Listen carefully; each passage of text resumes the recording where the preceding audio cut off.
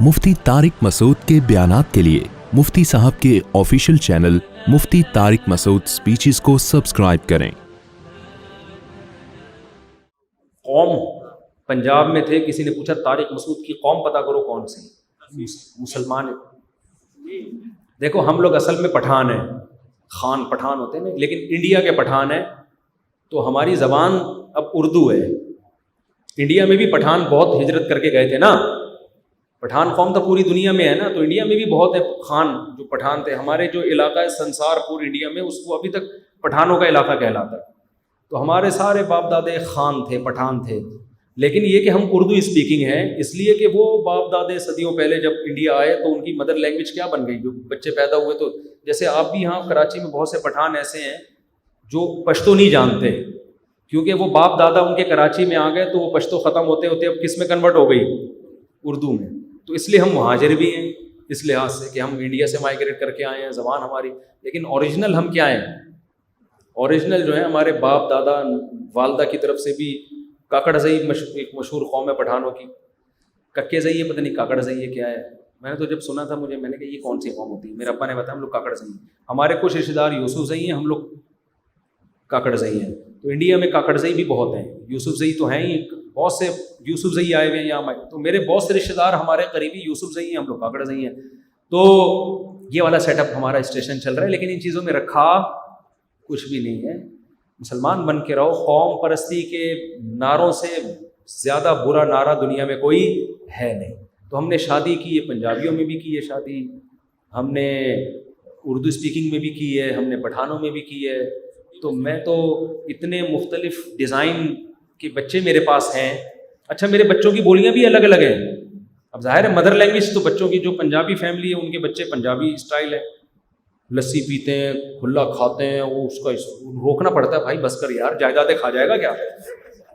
हकीकत है, क्योंकि पंजाब के लोग सेहतमंद होते हैं ना, तो माशाल्लाह वो मेरे बच्चे सेहतमंद हैं, जो पंजाब स्टेशन से जिनका ताल्लुक, खाते हैं डट के, ऐसे आस्तीनें चढ़ा गया, चलो लस्सी मस्सी। जो उर्दू स्पीकिंग है वो भी असल में उर्दू स्पीकिंग नहीं है, लेकिन वो माइग्रेट, लेकिन बहरहाल चूँकि यहीं कराची में वो उनका सारा कल्चर चेंज हो गया, तो वो बच्चे खाते ही नहीं। उनका वही जैसे उर्दू स्पीकिंग का होता है ना, आपको पता है उर्दू स्पीकिंग में तो बच्चे को मन्नतें मान के 2 रगत पढ़ के खा ले यार, तेरा बड़ा एहसान होगा, तो है भी उसी हिसाब से, ठीक है ना, फटेबाज नहीं है वो। एक बच्चे को, जो मेरा उर्दू स्पीकिंग बच्चा है, उसको मैंने फड्डे वाले बच्चे से दोस्ती कराई है। मदरसे में एक बच्चा बड़ा फड्डेबाज है, उसको मैं शाम को ड्यूटी लगाई है मैंने कि इसको यहाँ छोड़ दिया करो, इससे थोड़ा लड़ना सीखेंगे। वो बच्चा है बड़ा फड्डेबाज ना, तो मैंने कहा यार ये बिल्कुल छुई मुई सा बनता जा रहा है, तो ये इधर बहादुरी हो ना, तो वो बच्चा मारता है उसको, पटा, वो फिर घर में रोता हुआ आता है, घर वाले बोलते हैं हाय मदरसे के बच्चे ने मारा फलाने। मैंने कहा यार पिटेगा तो पीटेगा, जो पिटता नहीं है वो पीटता नहीं है, तो इसको थोड़ा कॉन्फिडेंस पैदा कराना है इसके अंदर, समझ रहे हो। तो 4 शादी में ये भी बड़ा फ़ायदा है, आपको मुख्तलिफ कल्चर का पता चलता है। तो ये आ गया, ये उर्दू स्पीकिंग। आ जाए इधर, आ ही गए, आपकी फ़ज़ाइल बयान हो रहे हैं, मुन्ने इधर आ जाओ। इसको मैंने फड्डे वाले बच्चों में बिठाया है, आ जाओ मुन्ने इधर आ जाओ। देखो इसी की बात चल रही और ये आ गया, माशाल्लाह माशाल्लाह, जल्दी स्पीड स्पीड स्पीड। वैसे रोज़ाना आता है, भी शर्मा रहा है, शर्मीला है ना, वो दूसरा होता है ना पंजाब स्टेशन, वो मेरे सर पे आगे बैठ जाता। एक बच्चे मेरे पश्तो बोलते हैं, वो बच्ची है मेरी, वो एक दिन मुझे कह रही है कारगो कारगे कारगे। मैंने कहा कारगे क्या होता है भाई, बू कारगे, कारगे बोलते हैं। कौवे को क्या बोलते हैं पश्तो में, कारगो, कारगा, अबू कारगा। मैंने कहा क्या, घर वालों ने बताया कौवे को बोलते हैं पश्तो में। अबे मैंने कहा तो हमें ही नहीं समझ में आ रहा है। तो ऐसे अल्हम्दुलिल्लाह मुख्तलिफ किस्म के चैनल, जब 4 शादियां होती हैं तो आप कोई नया फिरका बनाओगे अब आप। एक वाले को क्या बेचारे को यार, एक वाले के पास ये ऑप्शन नहीं है। तो मुख्तलिफ कौमों में शादियां होती हैं, कल्चरों का पता चलता है। पठानों का कल्चर अलग स्टाइल का है, पंजाब वालों का अलग है, उर्दू स्पीकिंग का अलग है। तो इस तरह के मल्टी कल्चर आपके सामने आते हैं, फिर हर एक की खामियां पता चलती हैं, हर एक की खूबियां पता चलती हैं, तो आदमी का ज़र्फ बड़ा होता है इससे। उसको पता है इस कौम में अगर खामी है तो ये वाली खूबी है, इस कौम में अगर ये खूबी है तो ये वाली खामी है। تو اس لیے میرے سامنے جب کوئی کسی قوم کی برائی بیان کرتا ہے وہ ایسے ہوتے ہیں، میں کہتا ہے وہ ایسے ہوتے ہیں لیکن ان میں یہ خوبیاں بھی ہیں. وہ کہہ رہا ہے ان میں وہ بڑے اچھے ہوتے ہیں. میں نے کہا وہ اچھے ہوتے ہیں ان میں یہ فالٹ بھی ہے. ٹھیک ہے نا، ہم سے پوچھو ہم آپ کو بتائیں گے. ٹھیک ہے نا، ہم زیادہ کس میں. تو ہمارے بچے ایسی لینگویج بول رہے ہیں ہمیں پتہ نہیں چل رہی. اچھا اس میں یہ بھی ہوتا ہے کہ آپ غیر قوم میں شادی کرو تو آپ کو پتہ نہیں ہوتی ماں بیٹی میری خلاف تو سازش نہیں کر رہے کہیں بیٹھ کے. ٹھیک ہے نا، آپس کی زبان میں. مذاق کر رہا ہوں لیکن یہ بہت ایک ڈفرینٹ. ایک صاحب نے انگریز خاتون سے شادی کی. وہ کہہ رہے ہیں میں تھک گیا ہوں انگلش بول بول کے یار، کیونکہ مدر لینگویج تو ان کی انگلش نہیں ہے نا. مجھے کہنے لگے یار میری اردو اسپیکنگ میں شادی کرا دو. وہ ڈیفینس کے تھے نا، میں اردو زبان ہے میری. تو میں نے کہا آپ کو انگلش آتی تو ہے؟ کہہ رہا آتی تو ہے لیکن ہماری مدر لینگویج تو انگلش نہیں ہے نا. کہہ رہے ہیں میرے بیگم سے بات چیت کرتے کرتے گلے میں درد ہو جاتا ہے تھوڑی دیر میں میرے. And what do you want from me, please give me a cup of T. Mother language تو نہیں ہے نا، ٹھیک ہے آتی ہے لیکن وہ بات تو نہیں ہوتی جو انسان کو. اب جیسے میں فرفر اردو بول رہا ہوں ایسے تھوڑی کوئی زبان بول سکتا ہوں میں. تو وہ کہہ رہے ہیں یار اتنی ٹینشن ہوتی ہے، بیگم کو ڈانٹنا ہو تو انگلش میں ڈانٹو. What are you saying? پھر آدمی دیکھتا ہے یہ میں نے اسٹرکچر صحیح بولا ہے، ایسا تو نہیں از کہیں اور لگانا تھا کہیں اور تو نہیں لگا دی. کہہ رہے یار ایک ٹینشن بنی ہوئی ہے. ٹھیک ہے کہہ رہے یار میں اردو اسپیکنگ میں اس لیے شادی کر رہا ہوں میں اس سے کھل کے گپ شپ تو لگاؤں نا، کم از کم کھل کے گپ شپ لگاؤں. تو انگلش والی بھی ٹھیک ہے، اس سے آپ کو کچھ انگلش امپروو ہو جائے گی، بچے آپ کے عجیب سے پیدا ہوں گے. ٹھیک ہے نا، تو وہ بھی ٹھیک ہے لیکن یہ بھی ہے. تو مرد کو اللہ نے اسی وجہ سے اجازت دی ہے خاندان کیا کرے، بڑھائے. وہ اس کو کلچر اس میں ظرف بڑا ہوتا ہے. نیچ جو دماغ بنتا ہے نا، ہمارے ہاں بیوی جب گھر آتی ہے آدمی کی ایک خاص سوچ ہوتی ہے اسی ڈیزائن میں. جب آپ زیادہ شادیاں کرتے ہو آپ کا ظرف ہو جاتا ہے بڑا، یار یہ بھی ٹھیک ہے، یہ بھی ٹھیک ہے، یہ بھی ٹھیک ہے، اور یہ بھی ٹھیک ہے، سب ٹھیک ہے، مارکیٹ میں سب چلتا ہے. ٹھیک ہے نا، بس صحیح ہے، بس نماز پڑھو پردہ کرو. باقی ہر ایک کا کلچر دوسرے سے مختلف ہے. بیسک انسان کی ریکوائرمنٹ یہی ہوتی ہے بیگم نماز پڑھ لیا کر، ہم مسلمان ہیں، پردہ کر لیا کر. باقی تو کھانا بناتی ہے نہیں بناتی، کچن صاف کرتی ہے نہیں کرتی. کوئی قومیں کرتی ہیں کوئی قومیں نہیں کرتی. کوئی پھوڑ عورتیں ہوتی ہیں، کوئی سلیقے والی ہوتی ہیں، کوئی محبت والی ہوتی ہیں، کوئی اینٹ کا جواب پتھر سے دیتی ہیں.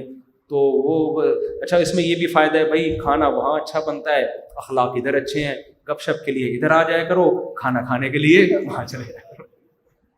اتنا فائدہ ہے کہ نہیں؟ وہاں کھانا کھاؤ اور پتلی گلی سے نکلو کیونکہ پھٹا ہو جائے گا تھوڑی دیر میں آپ کا وہاں پہ، وہ اس کی زبان ٹھیک نہیں ہے. ایک شادی والا بیچارہ وہ کیا کرے گا، خود سوچو. ساری خاصیتیں ایک عورت میں اکٹھی نہیں ہوتی.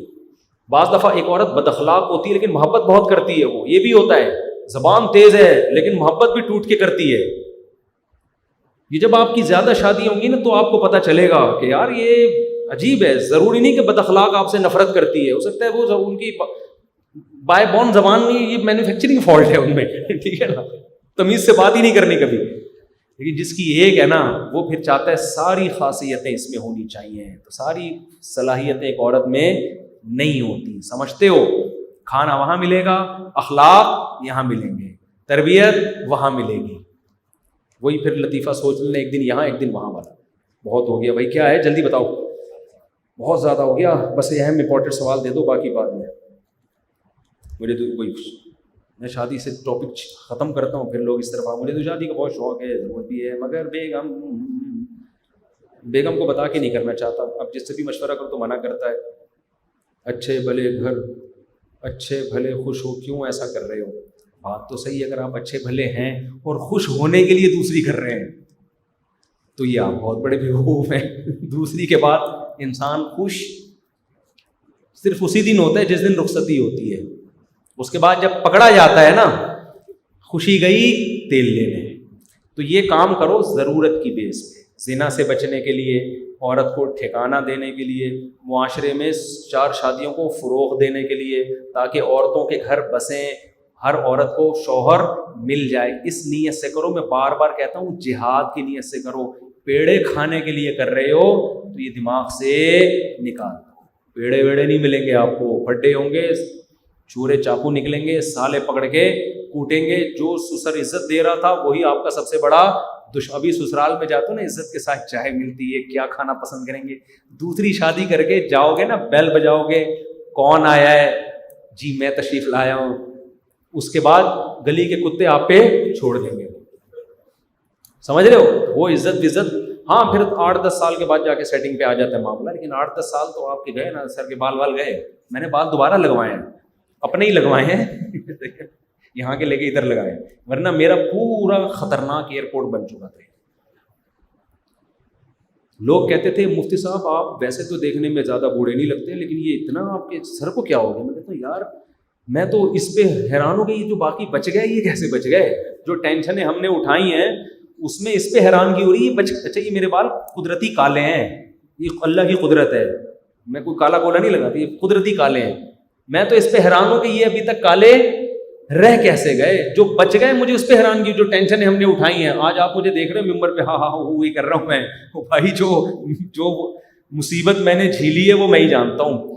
تو اس لیے جہاد کی نیت سے آپ 4 شادیاں کریں, ظرف بھی بڑا ہوگا, اس کے بہت سے فائدے بھی ملیں گے آپ کو, لیکن سکون گیا بولو تیل لیتے ہیں.